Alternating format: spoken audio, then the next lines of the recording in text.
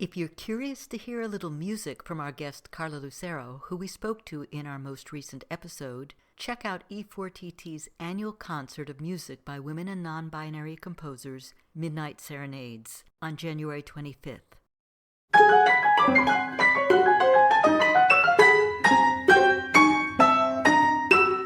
Welcome to For Good Measure, an interview series celebrating diverse composers and other creative artists, sponsored by a grant from the California Arts Council.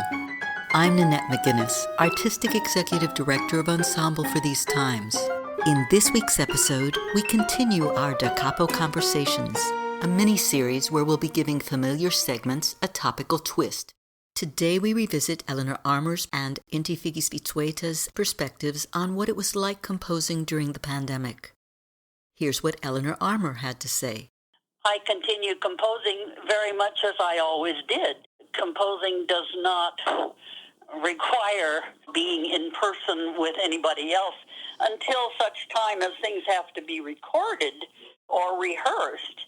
And then, of course, one has to be very social, even without the social distancing. When I'm not cleaning the house, gardening, I am composing, and I am in the middle of producing a CD of my settings of poems by Ursula Le Guin, who was my good friend and collaborator and who died a couple of years ago.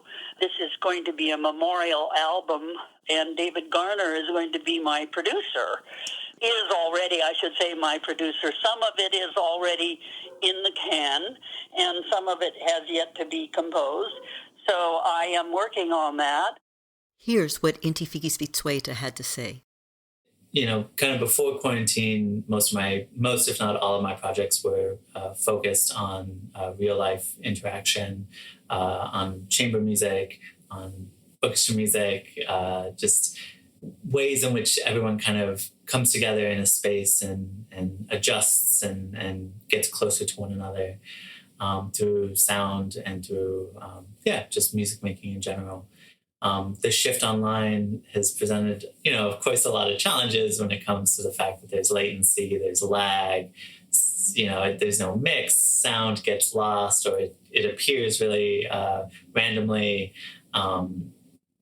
That was pretty challenging at first. In particular, there was a piece that I was developing with Kaufman Music Center and their program Face the Music, which is a kind of ensemble of high schoolers who play just really radical contemporary music, and writing a piece for them that was originally for real life, and then having to transition that online in April when all of this was still kind of new and coming together, was particularly challenging, but there was just, they really came together in the end, and through some amazing rehearsals, some really kind of out-of-the-box strategies for how to conduct, how to communicate, and all of that, it really came together.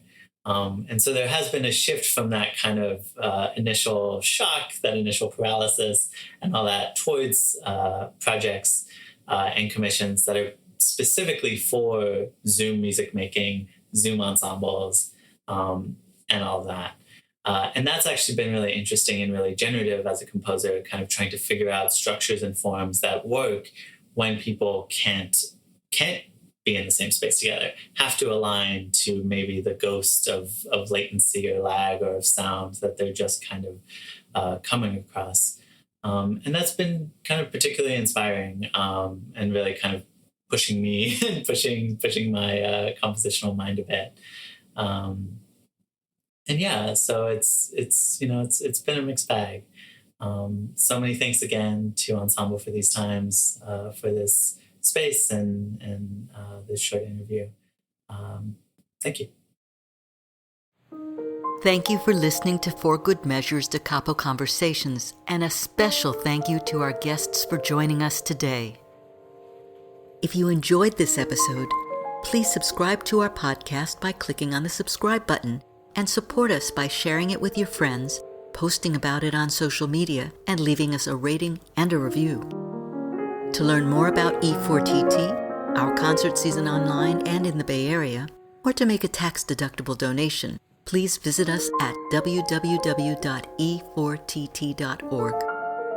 This podcast is made possible in part by a grant from the California Arts Council and generous donors like you. For Good Measures produced by Nanette McGuinness and Ensemble for these times and designed by Brennan Stokes, with special thanks to co-producer and audio engineer Stephanie M. Neumann. Remember to keep supporting equity in the arts and tune in next week for Good Measure.